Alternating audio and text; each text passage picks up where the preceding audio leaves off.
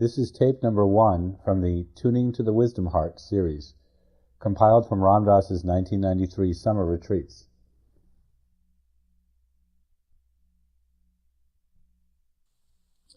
One of the women in this group yesterday said to me, "Are you ever going to give the advanced course?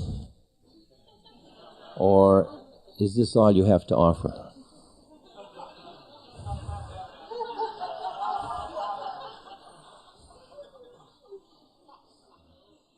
Can't but admire that, I must say. That's as good as you can get. Wish I'd said it. I will from now on. And so I mumbled all of the usual things I say about why most of the people that come to be with me, and with the group that I gather and so on. I guess I teach at the level that is resonant with the collective consciousness. That's why I do what I do. But I don't quite believe that. It seems to me it has to do with love. Like when Aretha Franklin would sing, or people like that, the person would play the audience until the audience opened, and then the audience created this incredible wave of energy, and then the singer sang. The singer sang the voice of that energy. And you can feel that in great rock music. I mean, in these great rock concerts, like a Grateful Dead concert is basically like a religious church experience. For me, it's an incredible experience in which the audience is as much a player as the players are players. And everybody realizes it's a group experience that everybody's having together, and all the people up front are steering the ship. They're not necessarily a play on the ship. Well, I asked myself, if I was going to give the advanced course, what would it be like? Would I just be silent? Since I understand that words are a hype, that here we are trying to get out of the addiction to our conceptual mind, and all I'm handing you is concept. I'm inviting you to see them the way I see them, which are like birds flying through the air, and see the concepts from a place of absolute emptiness. Words are just the stuff. They're like the paintbrush to paint canvases. And the Zen monk who keeps painting canvases and then throwing them over his shoulder into the river as he's floating downstream. I thought there are a number of things I would do if I were giving an advanced course. I wouldn't demand linearity of myself, because when you're talking to yourself, you don't have to complete all your thoughts. You sort of see where they're going and you go on. But when you're talking to other people, but are there any other people here? I mean, are you them or are you us? Or even if you're us, that's not very interesting. Are you me? Am I talking to myself? If I'm talking to myself, I don't have to explain it all. Am I ever going to get to the point where I assume I am talking to myself? Or I act as if I were, or whatever that level that is. So you can hear that part of the way in which you and I are dancing together. And then I examine the way in which I love other people. That would come into my advanced course, because that's the place I'm playing with now. Because I realized that if I expressed all the love I felt for other people, I wouldn't be able to get rid of them. And I'm much too smart for that. So if I were giving the advanced course, I'd be talking only to myself. And whether you got it or not would be your problem, not mine. Whether you were busy being who you think you are or being ourself. If you wanted to be separate, blessings. We'll wait. It's 100,000 incarnations. This is the advanced course, see? Like in the advanced course, I'd read things like this quote from the Prajnaparamita. All this fleeting world, a star at dawn, a bubble in a stream, a flash of light in a summer cloud, a flickering lamp, a phantom, a dream. All is fleeting world, a bubble, a dream, a phantom.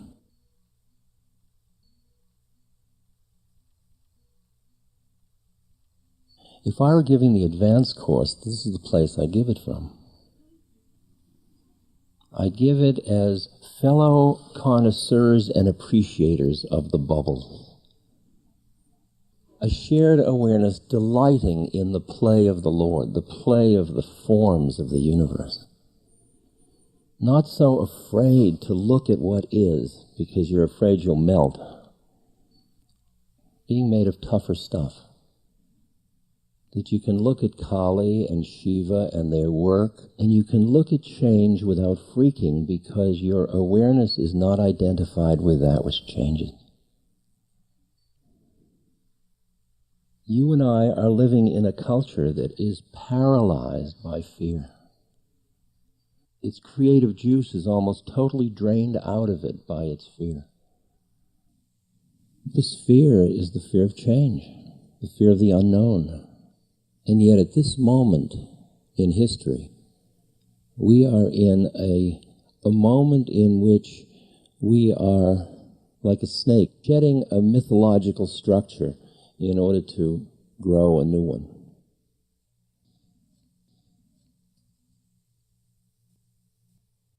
Recently I made a list of myths that you and I were in the middle of shifting. We are caught between stories. And that's the ground for incredible anxiety, because who you were was defined by the myth, where you fit in the scheme of things. Just let me run through this list and get a feeling for how it embraces you. Many of us grew up with the American dream myth, and we saw the GNP rising and rising before our very eye. And every next generation was better off than the last one. New moment, new myth. This generation is not as well off. Their money doesn't buy as much security and safety and luxury and life. And they have more endangered resources to live with. That's what we are giving not the seventh generation, but the next generation. So we have a shifting myth. We're still holding on to the old one. In each case, you'll see how much we hold on to the old one because we don't want to face the new one. We are a youth culture. Our values are in youth. Our world mastery, etc. However, the baby boomers will be 50 in 1996. So not only is that the power realm age of the society, but it's just over the edge. The baby boomers are starting to go out by the cultural values. Because when you're old, if you're in a part of a hunting tribe, they just leave you behind. If you're part of a gathering tribe, they have jobs for you within the social structure. You're part of the system. You care for the children. You're an elder. You are the holder of the wisdom of the tribe. But what our culture has done to aging people is fear, panic, loss, isolation, irrelevance, a kind of a burden to the social system. And yet all of us are on that path to aging. In India, they have ashrams or stages of life. In the first stage, you're a student. And then after about 20, you're with family. And your job is to work in the world and do very, very well. Very successful in terms of resources. And those resources, there's a formula for how you use them during that period. You use them for your family, You use them for children and old people. You use them for holy people. And then in the third stage of your life, your children are grown, they take over the business, and you start your studies, your spiritual studies, your pilgrimages, things like that, alone or with a partner or with a community. And then comes, when you're 60, the sannyas stage, when you are free of all structures, and the society just says, go, baby, go. The society's there to support you because it needs what you have to offer. And it's a mature enough society to recognize this fact. That's the interesting, shifting myths of youth. We grew up, many of us, with the myth that humans were the stewards of nature. Or humans, or nature, even worse, nature was there for humans. Stewards, at least, was a nice rationalization cop-out. But the game that you're afraid of is that you are just part of it all.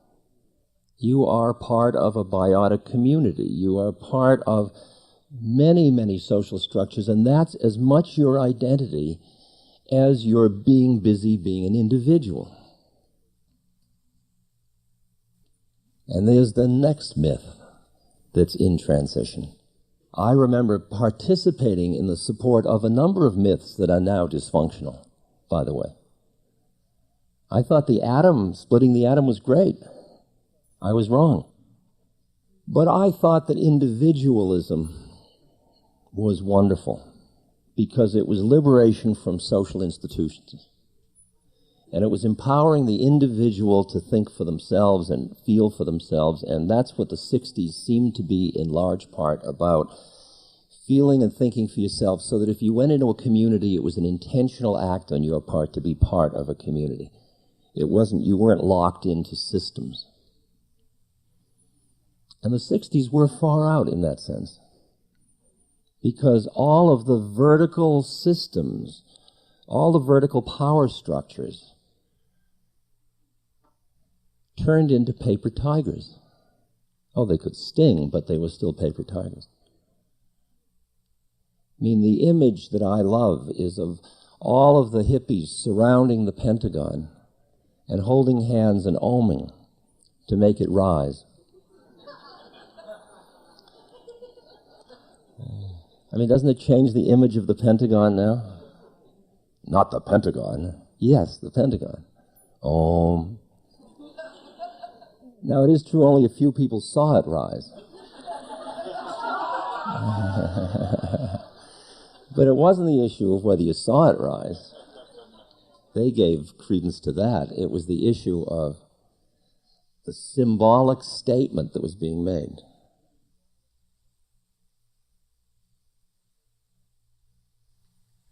And that break from vertical, patriarchal authority institutions that preserved incredible discriminations and oppressions and so on started to crumble. Civil rights, sexual freedom, environmental consciousness, women's movement, anti-Vietnam movement about the immorality of economic wars.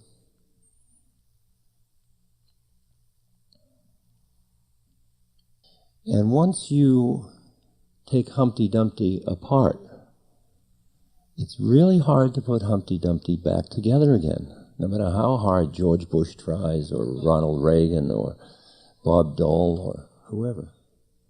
They all happen to be Republicans, but they could be Democrats.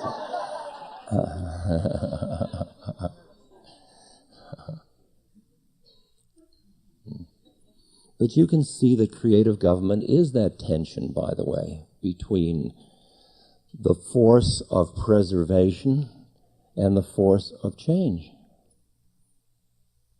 And the art is not to get so carried away with change you lose the baby with the bath, and not to get so caught in inertia that you miss the opportunity for survival, basically, because you don't adapt. Then there was the myth of material acquisition. in which the temples become the shopping malls. And you watch thousands of people going through with eyes fixed. Their whole culture centered around the shopping mall. Social institutions, there are the old men counting beads, there's the whole structure. And it's a social institution that it represents some of our highest aspirations.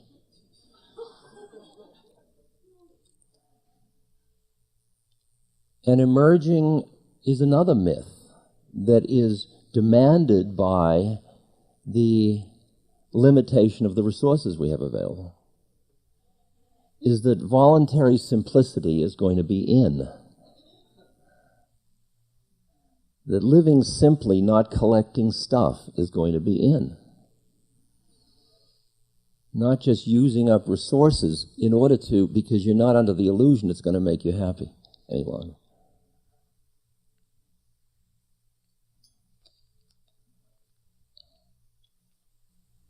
I've told about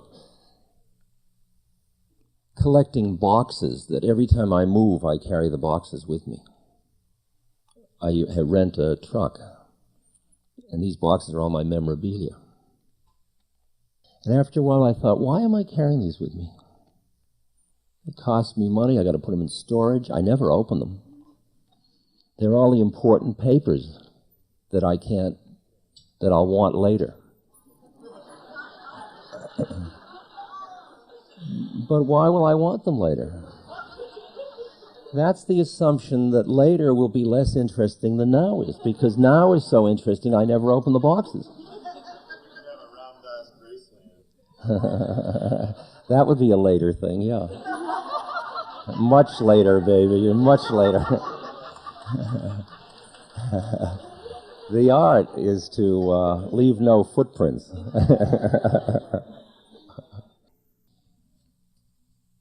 But all of this is a selection from the vast, formless universe of creating a reality called a news story.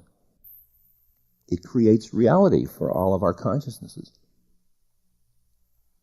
And it creates the sustaining of a certain kind of value system that is not just.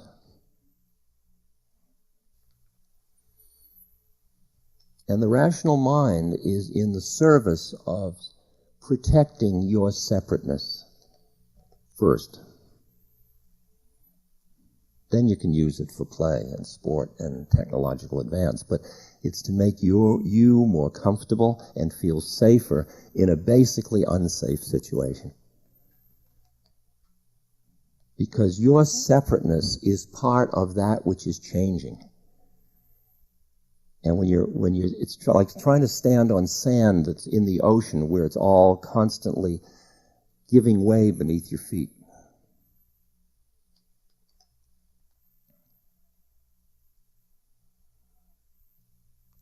I was in New Haven going to New York, and I had to take the late night train where you bought the ticket on the train. And so I had just become 60, and the conductor came along, and I said, senior citizen, please. And he immediately gave me a ticket that cost half of what I would have paid if I hadn't said that.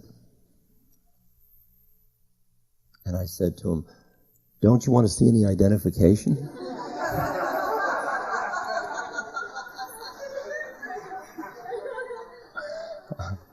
And he said, no.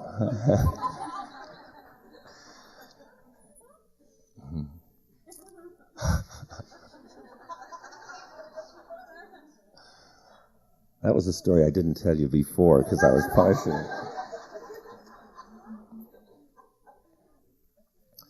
But now, we now value what we really put down before, and what our Native American friends have always valued is the intuitive heart-mind.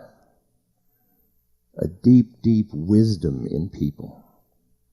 We have gotten fascinated with knowledge, and we forgot wisdom. So that our mythic heroes are people like Henry Kissinger. We're going from a myth that the separation of the church and the state is therefore license for the state to be immoral and have no values. and lie and cheat and do whatever it needs to do. And that reflects the separation between business and church as well. That was based on the assumption that the church had the power to balance the system. That we'd have some social institutions that would be based on greed, and some social institutions which would be based on compassion. I would say both of those things prove false. Doesn't work. System doesn't work. It's just like doctors who say, my job is only to save lives. As technology makes it possible to keep a life going longer and longer, they have to face the ethical situation. Dr. Kevorkian is just saying, hey, fellas, you can deny it as long as you want, but this is the way the universe is. And you will watch all the laws have to struggle with this. And he may go to jail just like Gandhi went to jail, just like anybody goes to jail. I think he's a creepy guy, but at the same moment, I think what he's doing is extraordinary. I wish he'd smile a little more. I wish he saw the humor of his own predicament so he could really enjoy it. He is enjoying it, but he's enjoying it a little bit from somebody. Somebody's enjoying it instead of nobody enjoying it. I work a lot with nobody from my own mind. And Wavy is very helpful to me with his Nobody for President campaign. Because he has all these slogans like, nobody can solve our economic problems. His best one is nobody cares. That's the one I like. See? To me, that's a statement of compassion. Nobody cares. See, I'd say that in the advanced course.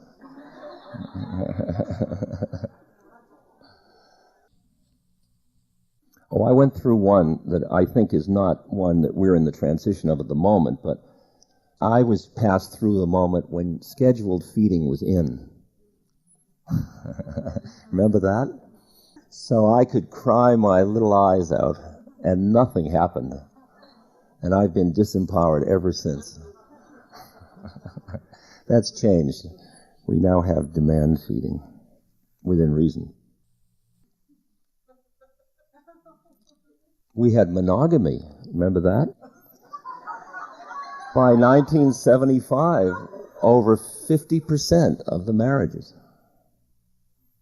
of the people getting married at that point would end in divorce. Not that we're married then would divorce, because that's people from previous generations. We basically now are living in a culture of serial monogamy. Now, is that bad or good? That's your mind that determines that. It just is what is. Do people have any less opportunity to come to God in serial monogamy than in monogamy? Depends on your spiritual practice. If your practice is relationship and you want to use your marriage, wow, one marriage can take you a long way. You can dig a mighty deep well. So it's not a good and evil issue. Then you say, well, is it good for the children? Well, I have a number of friends who got divorced and they remarried, and all four of the family are really good friends. Everybody just married for the wrong reasons the first time. And they're all doing very well, and the kids end up having 2 households and 4 parents. And I've thought about that, and I've experienced jealousy in myself. I was stuck with the complete neuroses of 2 people. I couldn't play anybody off against anybody. And they were neurotic just the same way. That's why they got married. So the fun of having 4. See, I'm just shifting consciousness a little bit to say, let's just stay open to what's happening and find whether we can be peaceful in the process of change rather than in always resisting the change. Is this too weird? No, you say no. Say thank you. You reassure me that I can go on, because every now and then I look at somebody's face that's going like this, and I go, oh, Jesus, I've gone too far out. But I don't care. See, in the advanced course, I don't care.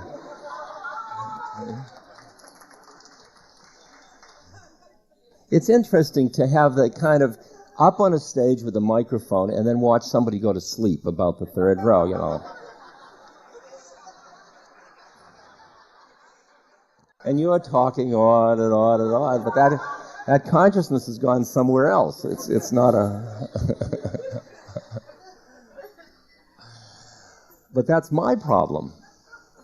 I mean, you're just doing what you do. What business is it of me? If you want to sleep, how do I know that the greatest spiritual awakening won't happen in the sleep, in the space that's so sacred to us all at this moment? Maybe that's what you need, a sleep in a spiritual place. But okay, how about the myth, be fruitful and multiply? Seems to have gotten us in a little difficulty, I'd say. I think that's open for revision by demand, popular demand. We have a wonderful one called Equal Opportunity for All. That's tasty, isn't it? Do you think that's coming into vogue or going out of vogue? See, that depends on whether you are hopeful or hopeless. Trungpa Rinpoche said a wise thing to me. He said, stand right in between them. Because if you cling to hope, there's fear, you won't get what you expect. If you cling to hopelessness, you kind of close down the whole possibility. It's the same thing in working with people that are dealing with cancer or with AIDS or with any illness that is potentially going to kill them. It's living with the presence of death and yet living life fully. It's always that balance, incredible balance. It's having people work to keep their temple healthy and alive without being attached to whether it stays that way. And if indeed the whole process is one of leaving their bodies, so. And if it's one of regenerating their bodies and having a healthy body to go on in life, so. And the attachment to which it is just your attachment to which it is. That's all it is. How do you know? How do you really know? You may have a set of beliefs, and that's stuff you're holding on to. But that's just stuff you're holding on to because you're afraid of jumping with no concepts. Isms are certainly suspect as our myths change. Communism, capitalism, nationalism, all the isms look like big egos that are crumbling before our very eye like the Berlin Wall. We're very suspicious of isms because we saw how business without government is piracy. We saw that in our country. And in Russia, we saw how government without business is tyranny. Changing myths from the separation of the mind and the body to holistic or the consciousness that our minds and our bodies and our spirits are all of a piece. And that all of our healing processes and all have got to reflect that wisdom, because that's now an accepted and a being forced to be accepted wisdom. And you don't just say it's the body, not the mind, or the body's the most important. Forget most important anymore. These are just interactive processes. And you get at them different ways. So I said we've gone from individualism to a beginning sense of the common good, of the recognition we are part of systems. It's been in the scientific and philosophical literature. I mean, it's Bateson, it's all these people. But that we could collectively, I mean, if you think of the collective, the German collective consciousness that dealt with through much denial what was being done to the Jews and others, is that different from our collective denial that allowed us to idolize and place on our altars people like Donald Trump when we knew that the permanent underclass was being created because we could see it around us, but we were busy denying what we were seeing. We had Dynasty and we had Dallas. And then we had an increasing number of people who are the ocean that spreads out into the world over that Mexican border and elsewhere, of those who haven't. And how much denial, how much closing of your compassionate heart must it take to continue to play the game of King of the Mountain, what's in it for me? And each of us gets the most we can for ourselves. Trickling down, of course, is the assumption that once we have enough for ourselves, we will then create ways to share it with everybody, out of our beneficence, or out of our obligation, perhaps. That's another level of consciousness. And it's why Chuck's involvement with Social Venture Network, his creation of it, is an absolutely exquisite moment of shifting mythology. That Ben and Jerry and Anita Roddick, Wayne Selby from Calvert Fund, and all these wonderful people who are playing with the edge of saying, business has a social responsibility for the common good. Wait until television gets that kind of group going. We're shifting myths from thinking that we were educated for facts to the recognition that we are educated regarding process, not knowledge. Where to find it, like computers. You don't have to know it anymore, you just have to know where to find it. But also, we are beginning to recognize the value of how our mind works, of studying how our mind works, which is meditation. Because it's sneaking into the culture through stress reduction, basically. And stress is a product of the fear that exists in an unstable situation in which everybody in the situation is caught in their own separateness and has lost the balance that they are part of systems. We had a myth that you chose your career when you were 12, 14, 16, and then you saw it through. It is now true that the present person in our society should expect to have 5 career changes in a lifetime. So retraining is no longer something for losers. It's something for winners. It's how quickly you get retrained for your next round. Because you realize you're in an economy that's like a floating crap game. And you've just got to stay very loose as to how you're going to play it. I think we're in an interesting transition period because of the bomb from the myth that war is a solution, a political solution, to recognizing that it is not. That diplomacy is the only strategy. And that unless you have a win-win situation, nobody wins. We're seeing how when somebody wins, somebody loses, and when somebody loses, there they are, the Croats, the Serbs, and the Bosnians. Everybody feels they lost, and now they're going to win. But really, in history, there can be no winners and losers, because we're all in it together. But notice how little compassion there is across those borders between the Muslims and the Christians, the Jews and the Arabs, the Palestinians, the inner city and the suburbs. We had an interesting myth that I had in my history books about 1492 and the great benefit of Columbus discovering America. I think we have matured with our mythic structures. I now feel that we are looking for a way to make an apology for the fact that we built our system on genocide.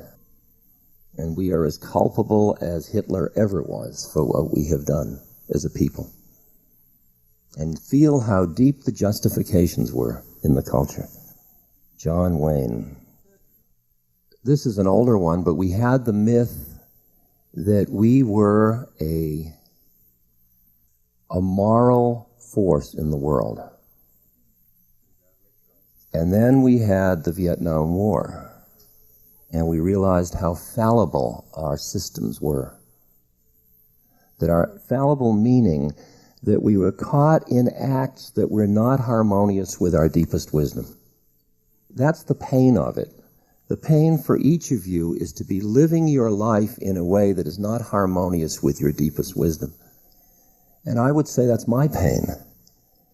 And that ever since 1961, when I took mushrooms, ever since that moment, I have recognized that I have a deep, deep wisdom, a connection to the universe that is at home and true and at one. And that my separateness is just my separateness. And that the systems I am part of are fallible systems. And they are dissonant from the way my heart says. My heart says there is justice. My heart says there is compassion, because that is what my heart is. It's a just and compassionate entity, and so is yours. And we armor them with rationalization to deal with the fact that we are acting in ways that are not just and they are not compassionate. And I figure my whole life has been an attempt to work with the dissonance and the attempt to integrate my inner truth with the way I live. And it's very, very fascinating as a journey. Fascinating as a journey. Myths. Just a few more. I won't bore you with the whole list. I'm going to write a book about it because it's so good. Well, we're still in the one about Rich and Famous of Who Gets in People magazine.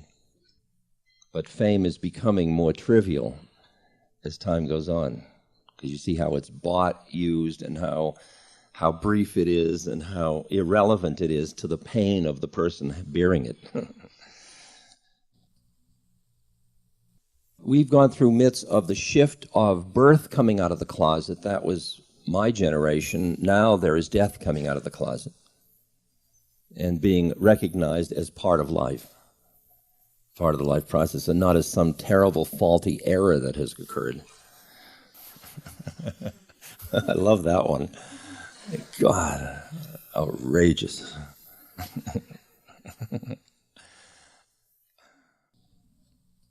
We have the myth that religious institutions provide the ethical base. Well, it depends on what you call the religious institutions. And there are new religions occurring all the time, like the appreciation and honoring of Mother Earth is an emerging religious institution that has a very strong moral code that leads you to collect your bottles and papers and etc. That's also motivated by your fear and your rationalization that you're doing good. Well, it's better than nothing, but it's not much. In terms of the way your lifestyle, my lifestyle, I am not living in harmony with what I know. And there's a way in which that's a drag. It's not a big drag. It's not a drag I may ever rectify. But it is a drag. I'm aware of that dissonance. So we are living in interesting times. Remember the Chinese curse, may you live in an interesting time. The question is whether it's a curse or a blessing. See, it's a curse if you're afraid of change. It's a blessing if you can use change to free yourself from your identification with that which changes. See, I really see it as a blessing. I look at this body, which is now decaying at a deliciously interesting rate. You can almost notice it from day to day. And there's all these big veins and wrinkles and little marks and spots. And this is beauty. If I look at it as a beautiful old hand,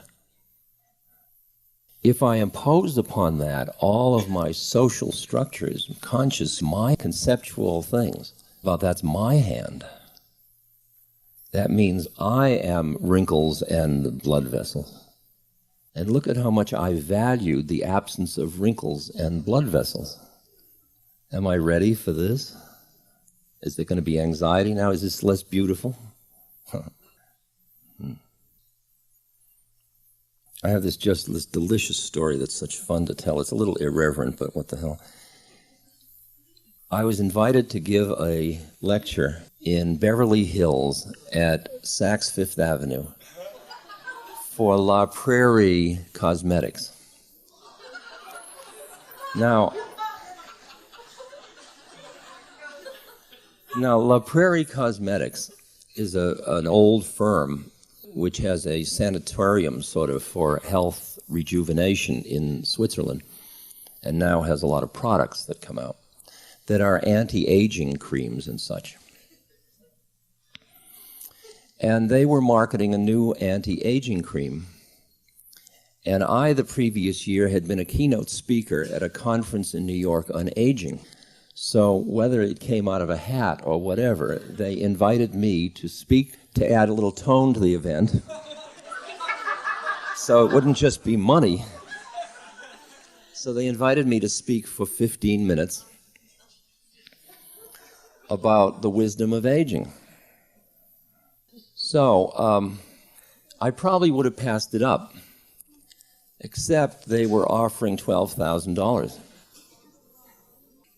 It was actually $12,000 for 2 gigs, 15 minutes each. One was at iMagnons and one was at Saks, but iMagnons didn't have it, so I was just left. But they had made the contract, so I got the $12,000 for 15 minutes. So, in my more righteous images of myself, I thought to myself, that's a lot of eyeballs that could be cured through Seva, $12,000. And can I make a moral statement in which I'm supporting La Prairie so that all those people could see again? I mean, it's an interesting ethical dilemma. So then I thought, look, what does it matter where you teach? You teach where the situation presents itself. My teachings are my teachings. I'm not tailoring the teachings for who I'm teaching. I'm going to teach my truth. So why not teach? I mean, they're as deprived as if I go to Guatemala to the, aren't people in Saks Fifth Avenue deprived? Depends on what values you have.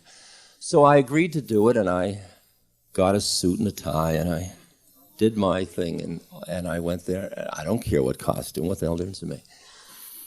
Costume up for the ball, right?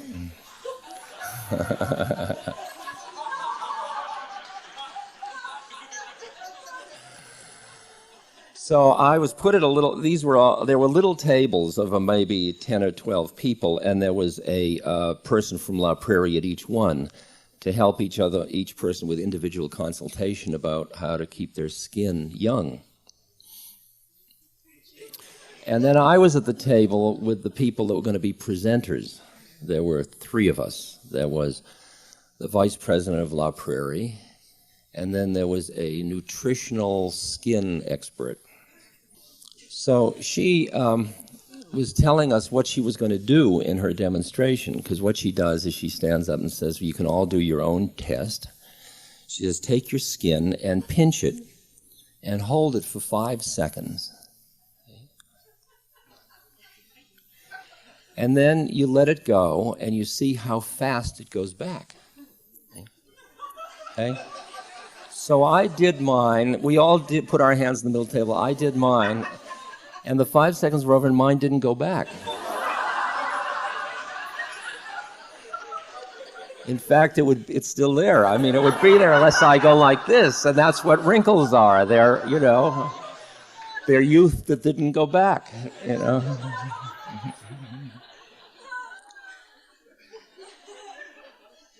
So it came my turn to speak, and I stood up and I looked out at my audience. They were serving salad. It was a luncheon. So what I saw were a number of people with mouths full of lettuce looking up at me with a certain kind of opaque look. And what it reminded me of was when you go out in a field and there's a group of cows and you sort of disturb them at their business, and they look up and they're...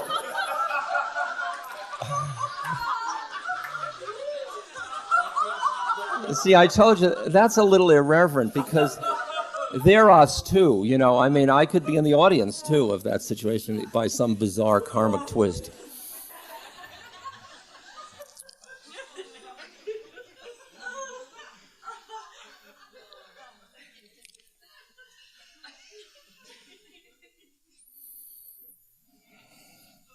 So the question is change beautiful? Is what changes part of the beauty of nature? And are you part of the beauty of nature? And can you allow the changes and delight in them and look for the wisdom inherent in each change rather than resisting it?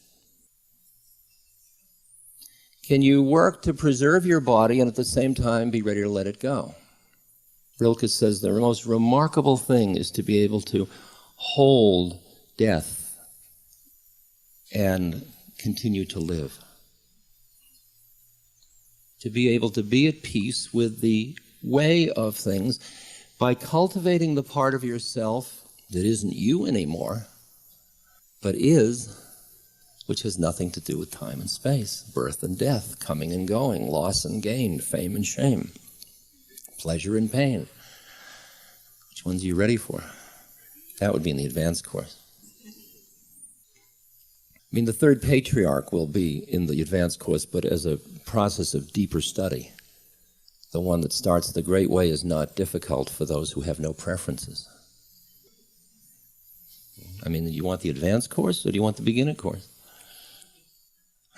Beginner. No, I'm just telling you what I would teach if I were teaching the advanced course. You're not ready, I know that.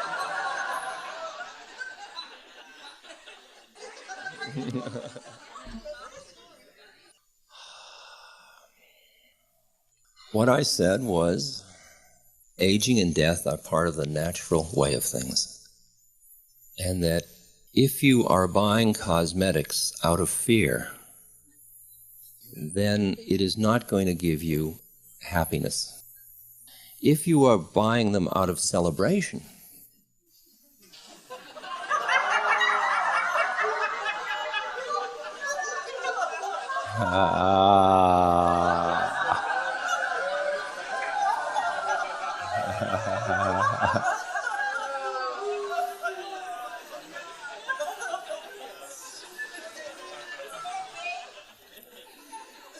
Did they pay for it? Did they pay for it? I guess so. I don't know. I'm not in the business end. No, they never invited me back. No. I think the 12,000 for 15 minutes stuck in somebody's craw.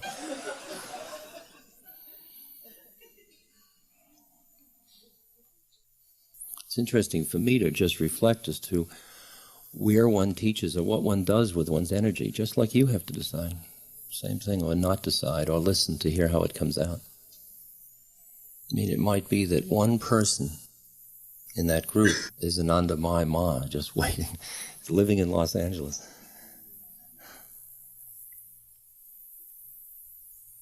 I don't really know that it matters. It's all in the metaphor. I mean, if the truth is in all of us, if you can resonate that truth, everybody has the potential of hearing. That's why I think that when Maharaji wanted to punish me, he'd say, Ram Dass is very clever. When he wanted to reward me, he'd say, he's so simple. I realized how clever I am.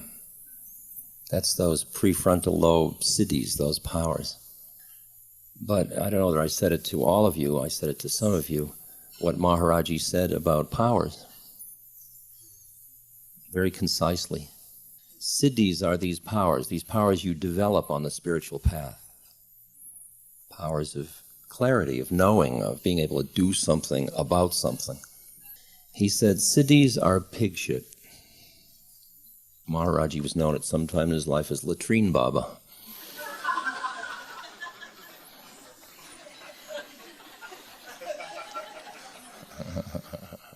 That's the lineage you're learning from, so.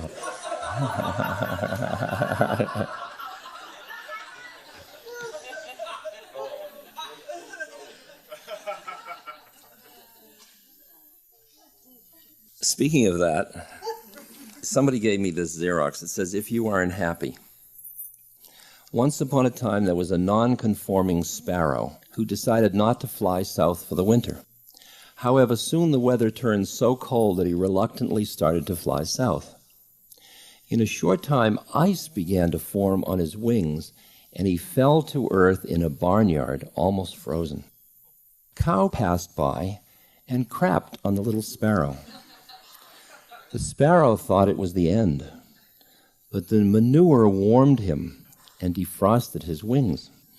Warm and happy, able to breathe, he started to sing. Just then, a large cat came by, and hearing the chirping, investigated the sounds. The cat cleared away the manure, found the chirping bird, and promptly ate him.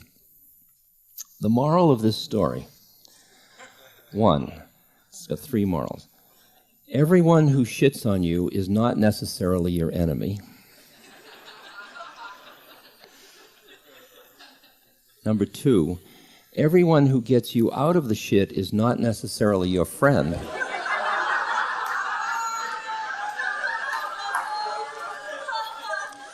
And number 3, if you're warm and happy in a pile of shit, keep your mouth shut.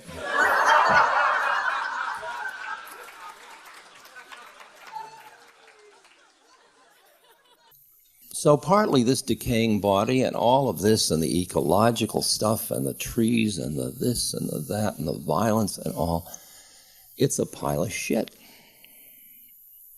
Now, are you warm and happy? It's interesting as to whether you can be happy and then act, or you can only act in order to sometime be happy, to finally be happy. Like, I can't be happy unless all the loggers starve to death. I put it in terms you won't like, of course. We all understand what that debate is about. I won't be happy until the social systems of which I'm a part are just. Now, the question is my lack of happiness in the process a help to the realization of the goal? In other words, if I would like to live in a happy world, maybe what I could contribute is happiness. But if I set the condition I can only be happy if I get a happy world, I mean, I go to peace rallies, and I hope there'll be truth rallies sometime, but there are now peace rallies, and there are such angry people at them. I can't believe it. Gotta have peace. Now! Yeah, I don't want to know you, man. I'm going to be putting up my walls. I'm getting my AK, my Uzi. I'm of the school that if this pile of shit isn't good enough, I'm in trouble. I'm in deep shit. And can it be good enough, and I can also work like hell to turn it into what I see as possible, a just and compassionate world? Are those incompatible? If you saw it as perfect, would you then not do anything? What would the perfection include? Would it include the truth of your heart? The truth of your heart is that when somebody hurts, you hurt. Because we're all us. It's interesting how you deal with suffering and the way in which you distinguish between your own suffering and somebody else's suffering. So you may get to the point in your spiritual work where you don't invite suffering. When it comes along, you work with it. Because the only reason you're suffering is because your mind has attractions and aversions. Otherwise, it's just change. The value imposition has to do with the attachments of mind. But if somebody says, I want to be free of suffering, then I've got to help them be free of what they experience as their suffering. Even though I know that when they get free of that suffering, they're going to have another suffering. And what I would love to be doing is getting free of the source of the issue of suffering itself, the basic ignorance, which is what the Dharma is about. The Dharma is designed to get rid of the basic ignorance from which suffering arises, like a seed from which a plant comes up. And it's the ignorance, basically, of separateness. Not that separateness isn't part of the dance, but our identification with our separateness. That's where the source of the suffering is. Sorry. Next lifetime, you'll understand it.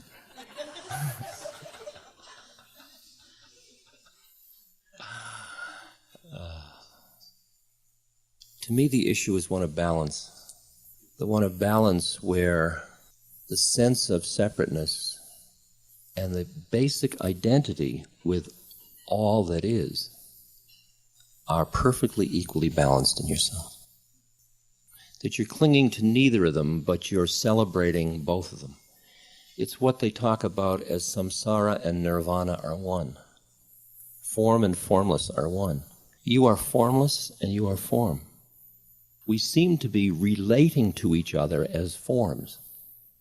But basically, this isn't relational at all. There's only one of it. It's just you're so attracted to the fascination of the separateness, you lose the balance with the way in which it isn't separate, and you don't even hear it. It becomes noise in the system. The cause of suffering is the clinging of mind. And the clinging and the suffering. That's what you do for yourself.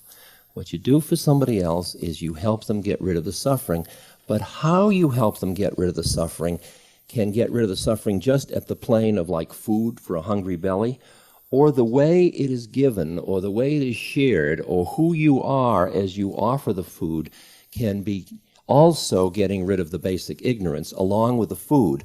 But you must be free of the basic ignorance to be able to transmit that message. And that's why ultimately you work on yourself so that every human relationship you're in, whether it's child or wife or competitor or enemy or everything, is not a violent one, because basically it is one that is rooted in the oneness that embraces both beings. The art is to be one and dance as two.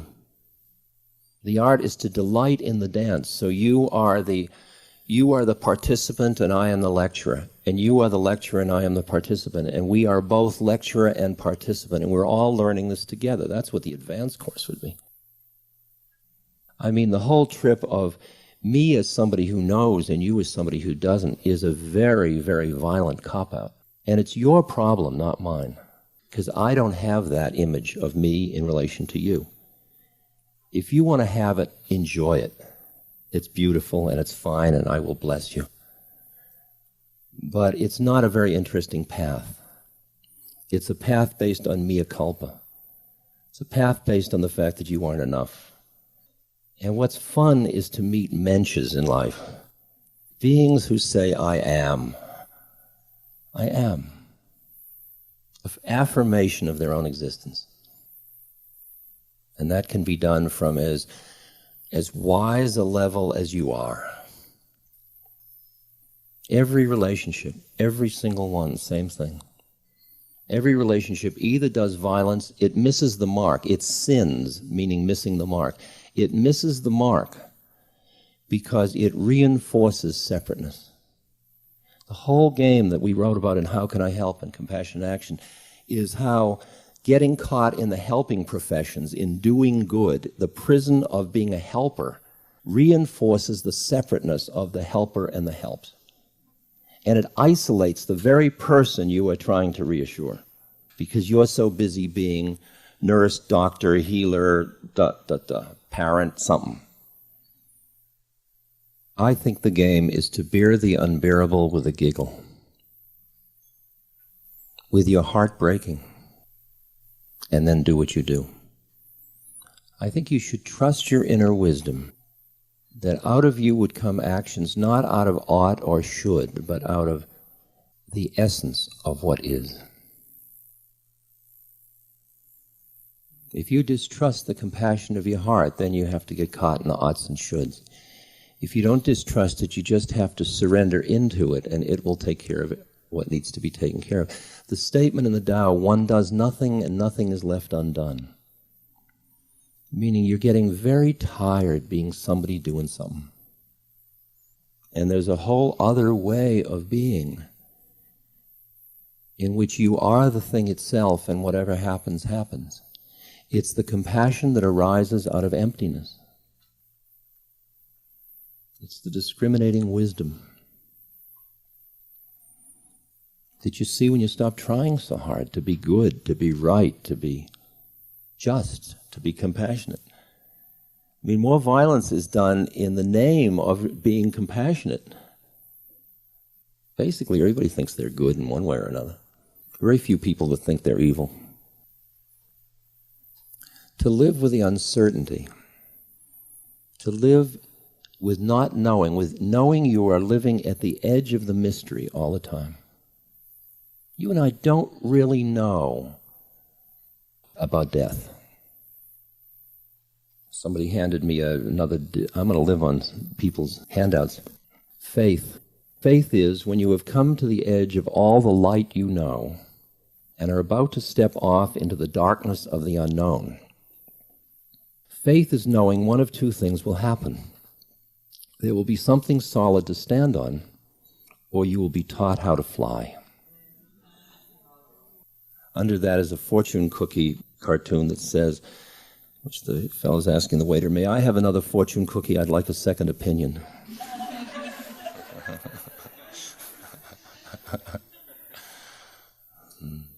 See, I live with the mystery and with incredible faith because I have been in the presence of people like Maharaji, and I have come to trust the way in which they are in the universe. I would even say are the universe, but I'll say are in the universe. It's like knowing that somebody is a little further up on the mountain that can see further than you can see and saying, "Hey, what do you see out there?" And what they see out there, and this is scary, what they see out there is perfection. Not perfection to be achieved, but perfection in what is. Maharaji kept saying to me, "Ram Dass, don't you see it's all perfect?" And yet Maharaji spent all of his life, that form of his life, that embodiment, being there for people, constantly feeding people, taking care of people, advising people, making do for people.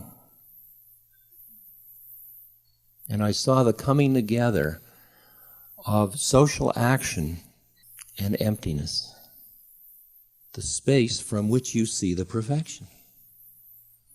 It's the clear, discriminating awareness from which perfection just spreads before you. All the universe of forms, from the original particles as they merge together, to your own mind, to the violence and the death and the pain, all of it.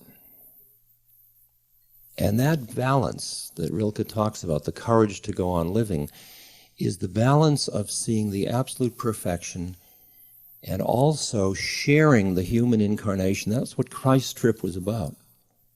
That two levels. He shared a human incarnation, which has in it all the fears and all the desires and all the reproduction of the species and all the forces going on in it. The only question is where you are in relation to it. When you are both human and divine, you can't stand anywhere. That's the predicament. You're not divine but not human, and you're not human but not divine. If you try to be divine, you're not compassionate. You go around saying, somebody comes up to you and says, "Hey, I'm hungry, I haven't eaten." You say, "It's all perfect. Work with the suffering, my lad." And the other end, if you get stuck at, you burn out. You sizzle. Because there's more suffering you can do anything about. The information age has presented us with the ocean of suffering in which we are living. The rich suffer, the poor suffer, the have-nots suffer, the haves suffer, the old suffer, the young suffer. Everybody seems to be suffering. You think it's new? And when Buddha looked for the root of all of that suffering he saw that the basic root was the way the mind worked. The way we got enamored of that siddhi I was talking about and got trapped in it. And we lost our connection to the wisdom that is non-conceptual, which is the root of our being from which action is. It's such an interesting dance. It's such an interesting journey of life, because at one level you really think your life is real with your children, with your jobs, with your body, with your coming and your going, and your bills and the car and the environmental issues and the politics and world governments and forces and death and violence and suffering. I mean, which one gets you? And there's another level in which you're just, so. You're the sky in which the phenomena are rising, and at the same moment, the phenomena include the pain in your heart, empathically about the suffering, which leads, since both of these are part of the same thing, for that which can offer to give to that which needs. And it's just an internal matter. It's not America giving to the Bosnians. It's not me doing something for you. It is a process in which we are a part, in which who's doing and who isn't doing is just one dimension of reality, and behind it, here I is. And it's interesting, when you value enough being part of a system rather than being separate from it, because your basic power of intellect, which is separateness, you don't understand that you can have it as a vehicle without being trapped in it as a master. The intellect is a lousy master, and it's a great servant. But it's a servant of the part of you that has no identity with separateness. Then your intellect's available to play with. Before that, it's a tyrannical master, because it sold you a bill of goods on your own separateness.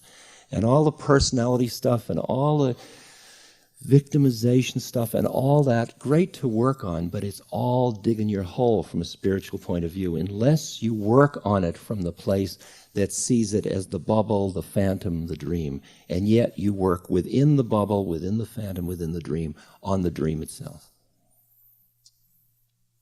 Then it liberates. That's why when people say, should I have therapy? Say, great. Ideally, it would be wonderful if you have the Buddha as your therapist. If you can't have the Buddha or Anandamayi Ma as your therapist, then use them as a process, and don't expect them to resonate with all the truths of your being. But when you're screwed up psychologically, you can go to a body and fender repair service for the personality. But you aren't the car. Or you aren't exclusively the car. Because the car will go and you'll still be. Who will you be? That's interesting. That's what Catherine teaches. Who am I?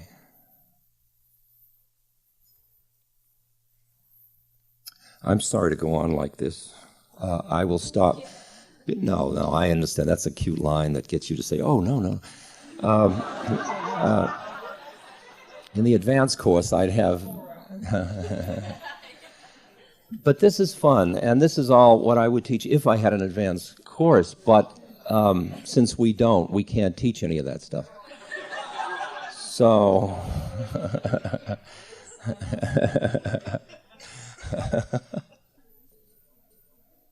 Have a good day.